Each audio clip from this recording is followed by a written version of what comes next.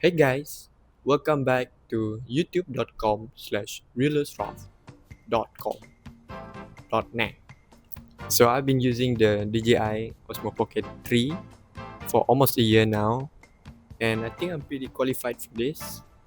I've uploaded for almost, I think, more than 30 vlogs in my YouTube channel. You guys can check that shit out right here.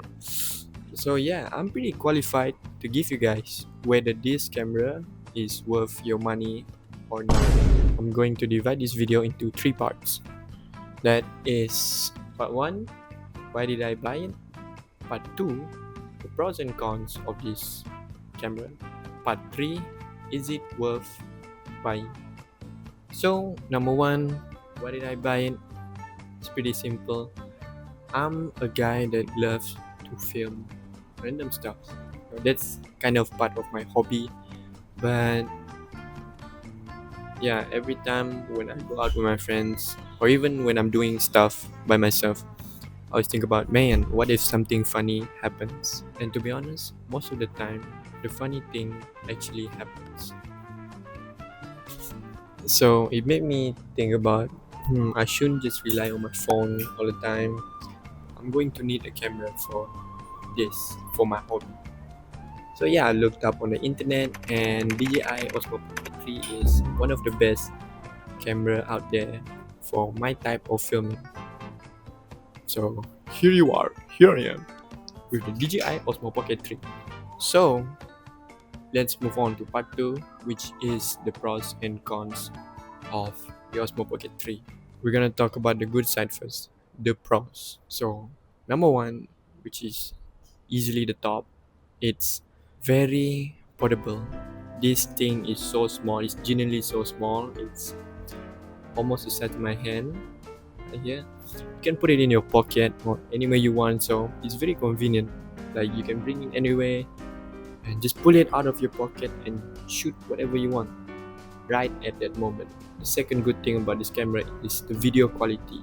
You can either shoot in 1080p, 2.7K or 4K, and in different, wow, I actually forgot how do you call the thing, FPS, yeah, the frames per second, frame rate, oh my god. But yeah, it depends on what type of video you're filming. You want to go a little bit HD or whatever, you can go for the 4K one, but for me 1080p is enough.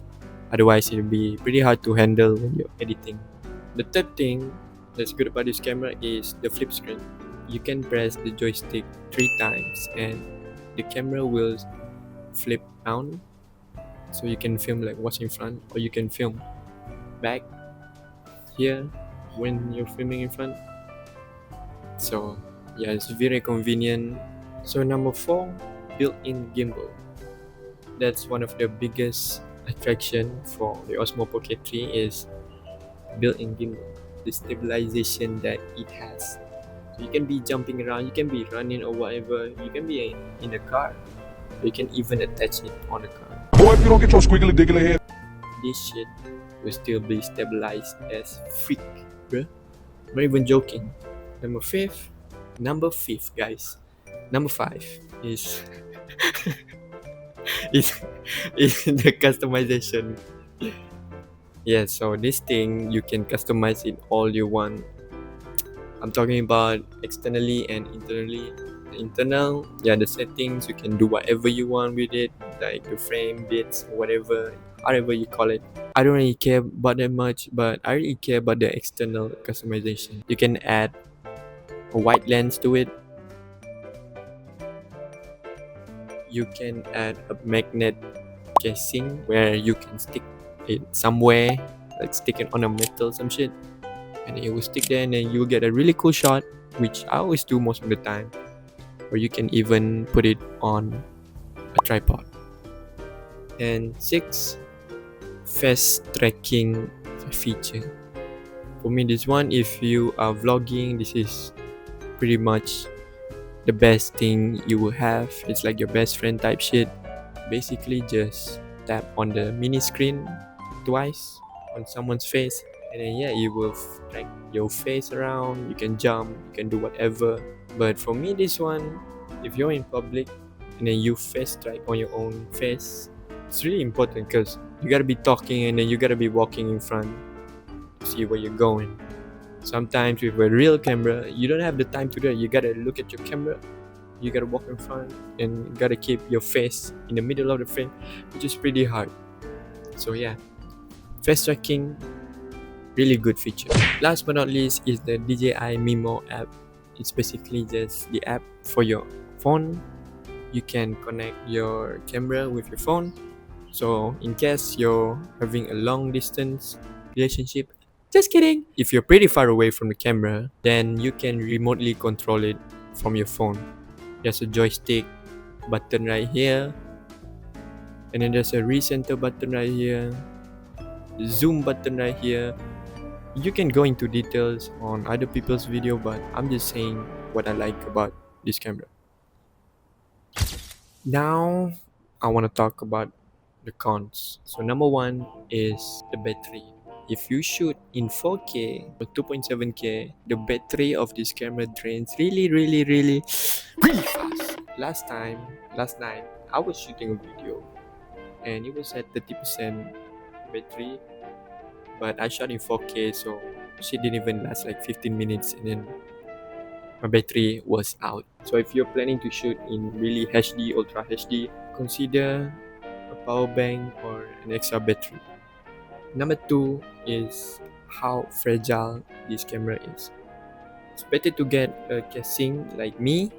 I bought this one off online, and if it fell down, go somewhere, it's gonna protect your gimbal. The gimbal is the most sensitive part, so you don't want that shit broken. I actually got mine broken once, but then I kind of fixed it because I panicked for a whole day. I looked up on YouTube like how to fix this broken gimbal, but they forced it open. They forced it up. As you can see, it's a little bit bent. It was kind of scary, but I fixed it. So be careful with handling this mini camera. Last thing is how bulky it becomes when you have the accessories on. Yeah, you can customize all you want, is what I like, but at the end of the day, it should be called a pocket camera. And it should be small. A pocket camera should be small. You can carry around everywhere without having the need to bring a bag or whatever. But this one, see, when you put the magnetic casing, you put the wide lens on it, tripod, it's pretty fucking huge, man, and it's not a pocket camera anymore. Is it worth it? Honestly, fuck yeah! Yes, it is very worth it for me, because it's my hobby, filming this kind of stuff. And then, yeah, I always like filming random shit and having to bring a small camera everywhere. Plus, I know it's pricey, but yeah, I do it all the time. I use this camera all the time, so it's worth it for me. The quality of the video you get for this camera size, small as, it's really good, bruh. You don't really have to buy tons of gear for like a camera. You buy a normal camera, you will need lens, this kind of lens, whatever. But this small camera, you don't need to do that. So yeah, it's small, fun, and it's very impressive. What else can I say? So guys, thank you very much for watching this shit. Yeah, if you like the video, unsubscribe, dislike, or whatever, suck my dick. And thank you very much for watching.